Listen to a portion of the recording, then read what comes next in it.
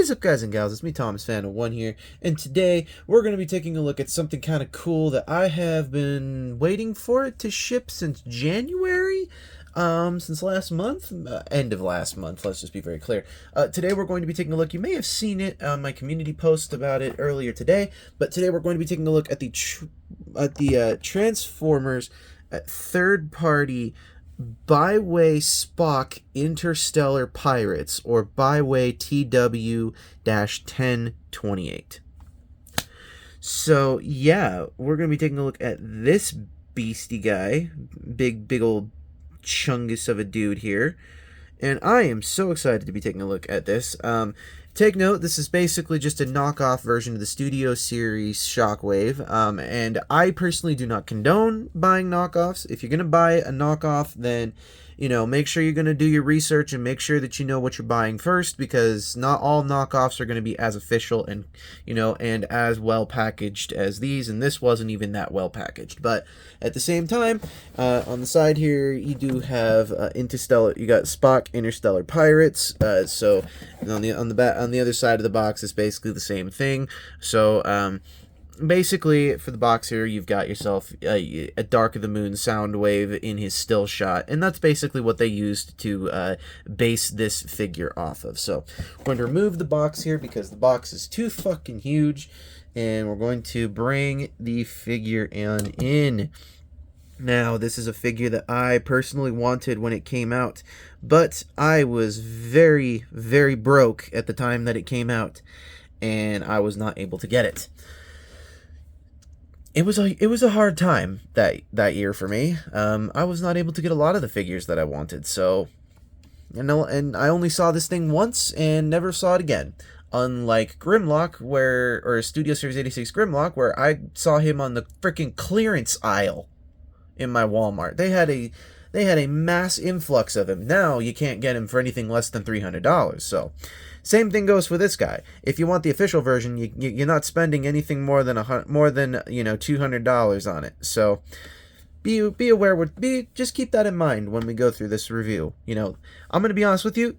I purchased this for $50. Okay, so in the packaging, you get the figure itself, and this is the premium edition version. There were two other versions that you could have bought. The less painted version, I think you could buy it for $29.99 or something like that, or $29.89 or something like that. I can't remember what it was. And then you didn't include shipping on that. It was something else. I think it was like some sort of guarantee or whatever. And then there was that was the less painted one, and that one never came with a box. That one was loose in bag. And then you had this version that came loose in bag, and then you had this version in box for $50. So this one I figured was probably the better of all three of those versions, and honestly, I think I killed it.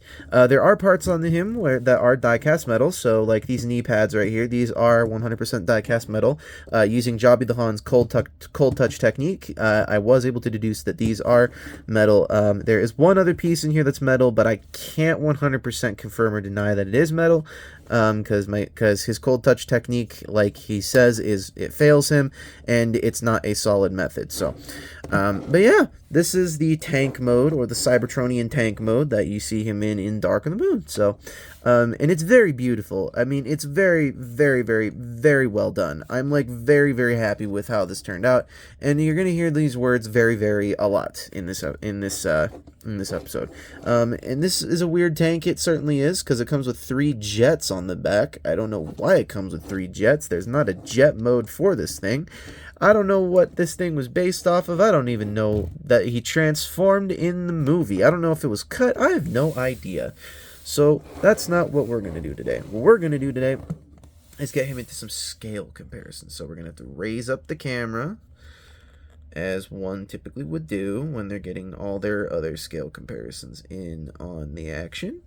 So here he is with Studio Series Dark of the Moon. This is the official one, Dark of the Moon Soundwave. And honestly, I'm pretty excited to see how these figures are going to scale well with each other, so we can get ourselves a nice Dark of the Moon family photo. So there he is. Here he is with, here he is with Dark of the Moon Dino, or Studio Series Dark of the Moon Dino. the official version, with his weak ankles. Here he is next to Toys R Us Studio Series Voyager Thundercracker in my fan mode, my personal fan mode.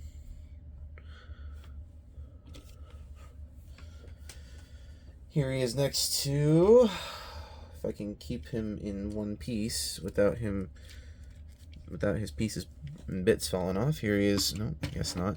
Here he is next to Studio Series Leader Class Megatron and Igor.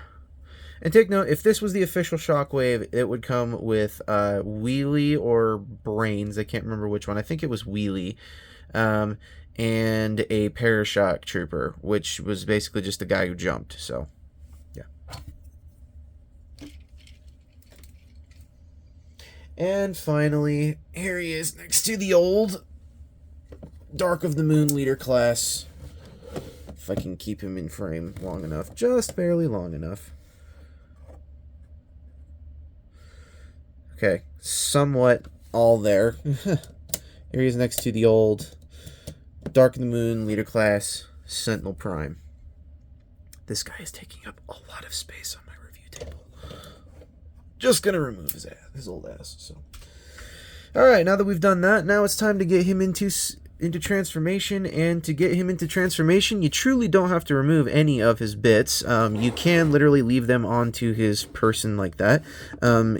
However, this spike here is removable. Oh, but before I forget, there is one extra accessory that they did give me, and it made me laugh so hard.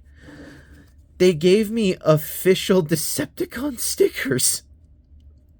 Like, they gave me official, like, repro labels. This is so illegal, guys. I'm sorry. This made me laugh because this has no official Decepticon logos on there. This is clearly the Decepticon logo.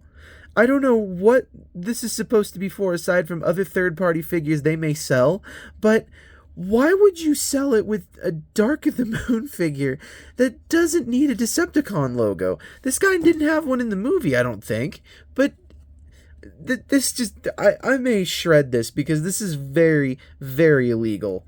At least to my knowledge it is. If it's not, tell me in the comments below. So let's get him into transformation. But before that, I did want to mention this thing does pop off, and you can totally pop it off and pop it back on. There are a couple of things that are different from the official Studio Series, but to my knowledge, this is pretty similar to it. So, without further ado, let's begin. First thing you're going to do is you're going to come to the back section here, and you're going to untab this backpack section, and it is on a slight hinge joint or rotation joint, so that way things can move. Then you're going to literally just come to this section here and lift up, and that is his arm. You're going to bring it all the way up like that. And then we're going to work on the legs here because this is just the easiest thing to do on the planet. So you're going to take the leg. It is tabbed in. There's a tab right here, and there's a tab right here. And you're going to rotate it down on the rotation joint here. And that rotation joint is going to hinge all the way up into his body and just click into place like that. And it will just stay put. And then you're going to take this foot section here and you're going to bring it down on this hinge and then angle it in on this double hinge. Bring this section here. You're going to basically rotate it. I mean, you can leave it like this, but if I'm not mistaken, the Studio Series instructions told you to do it like this. So that way he's got a little bit of extra heel spur. I don't know if that's 100% sure, but it said do not do that. You're going to rotate this whole thing in, and then you're going to close it up like that. That's what well, this thing didn't come with instructions at all. There was not even a way for me to access instructions unless you watch the Studio Series review, not on my channel, but on somebody else's. So, or watch this thing's review. So that was the only way I could figure this out. Next thing you're going to do is you're going to come to this leg section here and do the same thing. I'm going to bring this all the way up, and you're going to rotate it down on that hinge, on this rotation joint here, right here, and then you're going to push it all the way in until you hear it click into place. And then you're going to take the foot, bring it all the way down, come to the back section again, fold this all the way in, rotate all that whole section in there, and now we can work on the rest of the upper body. First thing though, to get this out of the way, the head is on a double joint, or a double hinge, so you're going to bring it forward, and then you're going to push this all the way down until you hear it kind of thoop into place, and then it'll be good to go. Next, we're going to come to the cannon, and we're going to untab it. It does the same thing the arm does. And then we're going to bring these outward like so. And then we're going to take this whole backpack section. It's on a double hinge. And we're going to bring it all the way up. And we're going to... It's on a double hinge, so you're going to double hinge that in. These sections are going to friction into these slots back here. Sorry, there's not a whole ton of light to show, but you're going to do that to a point where these friction in like so, right in here. And then just like that. Then you're going to bring this whole backpack section down, and that's going to finish it all off. And then you're going to take this, make sure it tabs into place. Tab into place. Come on. And then to secure the torso, you're going to make sure the shoulders tab into slots that are up here. Do the same thing on the other side. Bring this arm down, rotate the arm inward. Do the same thing that down, bring this down like that. What a workout this figure gives you. And there you have Baiwei Shockwave in his robot mode. And this was what sold me on buying this guy. The robot mode is just beautifully done. Like, I don't condone knockoffs, but once again, this figure is just gorgeous. Like, this deserves to be in the Studio Series line. Not in the stupid Studio Series plastic that they gave us. Granted, that's official plastic. But they needed to give us purple, or they needed to give us metallic purple, or they needed to give us gunmetal gray, and not the stupid, actual, like, gray plastic. They could have done gunmetal gray. This is gunmetal gray. Like, perfectly done. Now, the only thing that is drawing me back with this figure is that it is a knockoff, and there are some issues with it, like the plastic grade. It's maybe a hair downgraded from typical Hasbro Studio Series type stuff, so it's not so bad. So, honestly, if Hasbro could have done something like this, not saying what they did was bad, but if they could have done something like this, then I would honestly forgive the price tag of a leader class. This was $50, people. $50. I'm blown away by it. So now that we're blown away by that, there is a couple things I do want to get into here before we get into scale comparisons. So we are going to remove the this little blade piece here, and if I'm not mistaken, this piece was filled out on the original Studio Series, and this peg was moved down. So they added some pieces in here to make it officially their own. So one thing I want to talk about is the articulation on this guy's hands. Now, most figures, official figures specifically, do not have this type of posability on their hands. There's a hinge joint and a rotation joint for the wrist, and the hands have individual joints on them. They are made out of soft plastic, but they are on ball joints at the middle here. And honestly, if you just take a look at these hands, like seriously, look at the level of detail and craftsmanship that they took into this. Like, honestly. And then you can, have his, you can't really have him doing, a fit. You can't really have him doing a fist, and you can't really clench anything, but, it's not the worst thing on the planet. So, all right, so we're gonna put this back on his arm here, on his forearm, and we're going to get into some scale comparisons. That's right, we all love the scale comparisons. So, and firstly, here he is next to Studio Series Deluxe Class Soundwave, the official version. Or should I call him Suck Up Number 2? Here he's next to Autobot Dino, Studio Series Autobot Dino.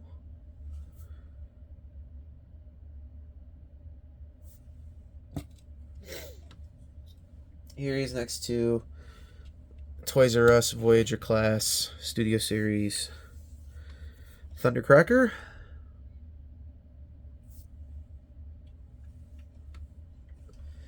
Here he is next to Studio Series Dark of the Moon Megatron. If I can get him to stand properly without falling. So Megatron and little Igor.